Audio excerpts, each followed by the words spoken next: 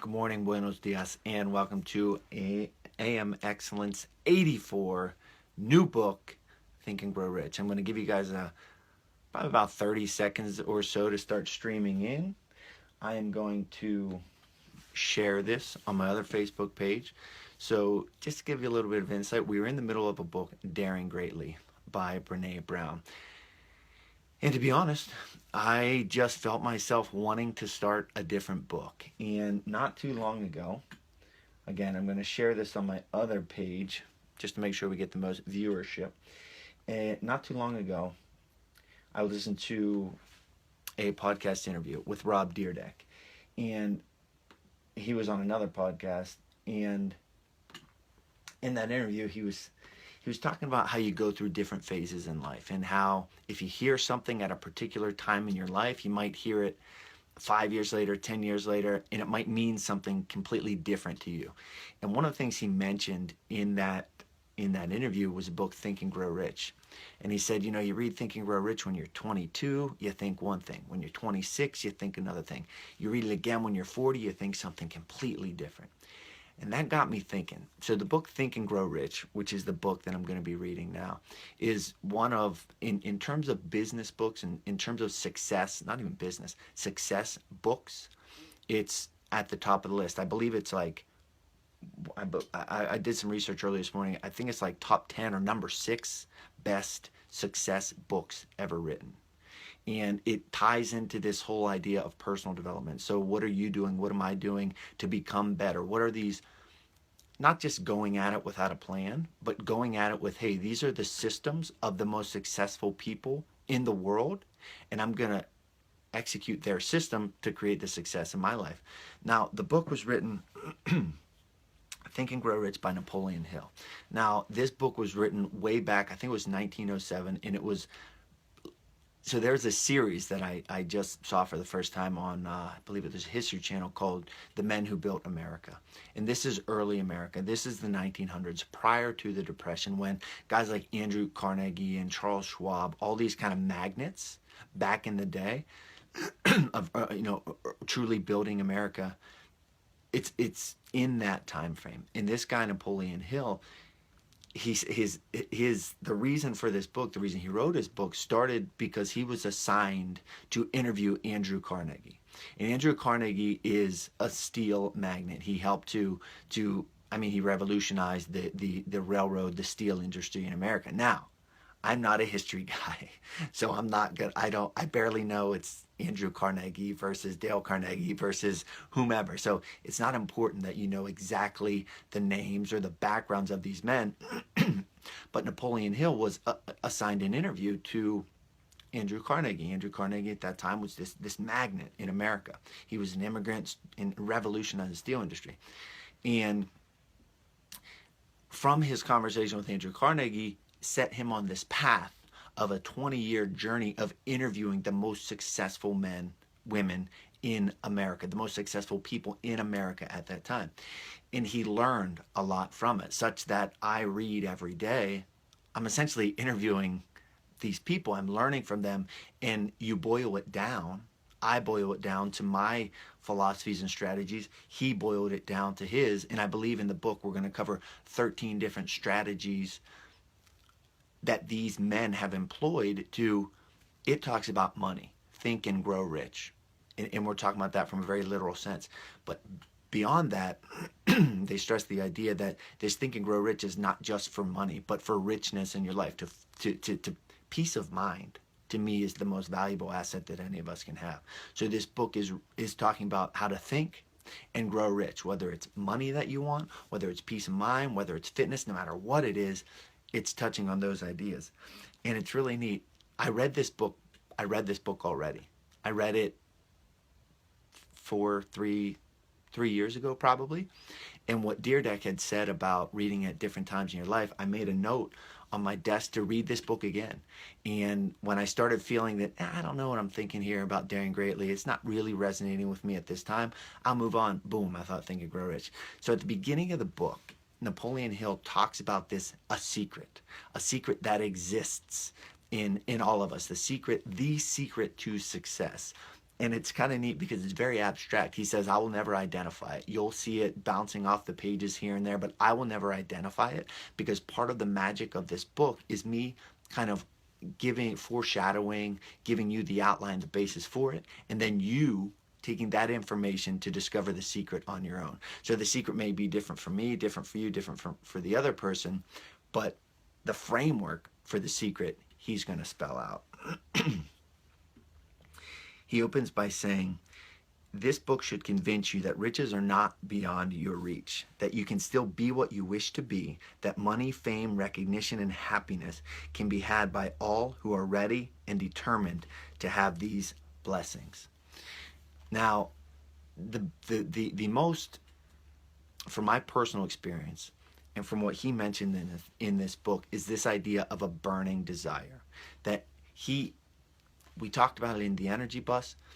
A burning desire, a thought, is the foundation of anything that ever comes into being. I had a thought of being a UFC fighter, and then I had a burning desire to make it happen. And Napoleon Hill says this: all achievement, all earned riches, again, money or otherwise, have their beginning in an idea. Nothing can be accomplished without an idea. Touching on the last book that I read, Daring Greatly, you've got to dare greatly. You've got to have an idea for the fruition of it to ever come to life. But he extremely stresses this idea of thought, of an idea. He says, truly, thoughts are things, and powerful things at that. When they are mixed with definiteness of purpose, how many of you have ever heard that term? A definiteness of purpose. When I wake up every day in my life, I have a definiteness of purpose. Do you have a definiteness of purpose? And what the heck is it? Kathy, I know you're watching right now. You have a definiteness of purpose. One of the most impressive definitenesses of purposes that I've ever seen in my life. So as you're listening to this at 6:38 in the morning, do you have a definiteness of purpose? Do you know what you're after? Do you know why you're living? What your actions are leading towards? So he's saying this, a thought mixed with a definiteness of purpose, persistence, and a burning desire for their translation into riches or other material objects. And again, we're talking about not just money, but whatever it is that you're after. You've got to have the idea backed by a burning desire and a definiteness of purpose. Scott, I know you're watching right now. Your definiteness of purpose is taking that program, that Lock Haven Wrestling program, to the next level. Every action you take in your life needs to lead to that definiteness of purpose. Are we flawless? Does every action I take in my life lead to being a thought leader, lead to being the biggest influencer in the country? No, probably not every single one of them. But from my conscious thought, is this action going to lead towards that definiteness of purpose? And I know whether it will or whether it won't. And that self-awareness is huge. So they tell a couple stories, a couple adages of examples, where people had this definiteness of purpose and the resistance to quitting. And he talks about this idea of failure. And let me find it here. I want to get to it, but he tells a story of this guy named R.U. Darby. R.U. Darby, and this is a real person. He tells a story of R.U. Darby, who back in the gold rush went out west to dig for gold. And I'm going to expedite the story. But he dug and dug. He gathered money from his family, his neighbors, his supporters, back home. Went out west, got the machinery, and started digging for gold, digging for gold, digging for gold. He found a little bit, kept going, and he decided to stop. And so he sold his machinery. He sold his stuff to a junk man, and they put junk in parentheses. He sold his machinery to a junk man. And it said, except the junk man wasn't stupid. He went, he consulted with an expert. He consulted with counsel, brought him to the site. The guy said, No, the gold's right there. It's 3 feet away. The junk man got the machinery, dug, found gold, found millions of dollars. So the lesson of the story, and it actually says it says, we all experience no. We all experience setbacks, but it's our burning desire to never quit that is key in anything ever coming to fruition. And it was saying that before saying no, before deciding to, hey, I'm going to pivot and go in a different direction, consult counsel, consult experts who can then advise you. If your gut is to quit, consult an expert, bring them in after the fact, boom, you can move forward. This guy, R.U. Darby, went on to use that lesson to become one of the most successful insurance salesmen at that time, making millions of dollars back in the early 1900s. It goes on to say, when riches begin to come, they come so quickly in such great abundance that one wonders where they have been hiding during all those lean years. During all those lean years, think of the work, think of the process, the journey that you put in on a daily basis with no return. Maybe it's being a mother. Maybe it's being a mom, putting in the work for 18 years and not seeing, quote, a return, and feeling overwhelmed and feeling underappreciated. And then, boom, your son or daughter gets a scholarship to college, or boom, you get to walk your son or daughter down the aisle. And at that point, you feel, all of those lean years have led to something. She said, or he goes on to say, where they have been hiding during all those lean years. This is an astounding statement, and all the more so when we take into consideration the popular belief that riches come only to those who work hard and long. Riches come to those who work long and hard. Think of the long game. Gary Vaynerchuk, whom I reference often, talks about this idea of playing the long game. Dave, I don't think Dave's watching right now. He has lost close to 100 pounds this year. He is playing the long game. There is no secret to success.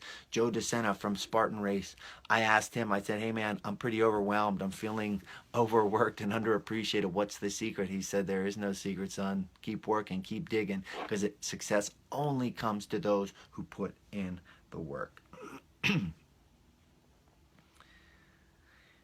Now, another thing, and I'll start to wrap up with this. He talks about perspective.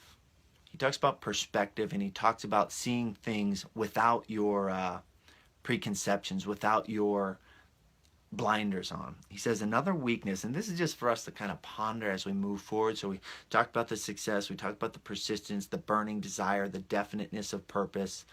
So we're establishing that, no, we need to think it, we need to believe it, we need to feel it, we need to never stop, never get rid of that energy. So now let's think of that in a little different perspective. He says, another weakness found in too many people is the habit of measuring everything and everyone by their own impressions and beliefs. So we, as people, measure everyone and everything by our own impressions and beliefs. Some who will read this will not believe that no one can think and grow rich. So you're sitting there. I'm sitting there. I come from middle class, teachers, hard workers. To me, spending $1,000 on something is pretty stinking real. So I'm operating from that mindset. And he says, some people will think that no one can think and grow rich. It's just impossible. Where I come from, we don't have that kind of money. We don't have that kind of happiness. My parents have always taught me that X, Y, and Z. It's not for me, it's for someone else. You can't think and grow rich. He goes on to say, they cannot think in terms of riches because their thought habits have been steeped in poverty, want, misery, failure, and defeat. Moral of the story. You shape your thoughts by what you consume into your body. What you consume into your mind and your body, to be honest. Every day at 6:30, I'm providing this 15 minutes of value. You have a choice to take that value and have it skyrocket you up, or you have a choice to kind of, okay, that was great, and then go back to your traditional mindset of that's for the other person. Success isn't for me. Self-belief, confidence, that's not for me. That's for the other person. No, I'm going to say right now, shut that voice up. Take this video, read. I have all the books that I've read on my website. Go there, pick these books, surround yourself with the right people, listen to the right podcasts, listen to A Fighter's Mindset, the Spaniard podcast, listen to these videos every day, read my book, read other books. It doesn't matter. You shape your thoughts, and your thoughts are going to shape your actions. So carpe diem, fight well, mis amigos. If you enjoyed the video, please tag or share it with someone who could also take some value from the video.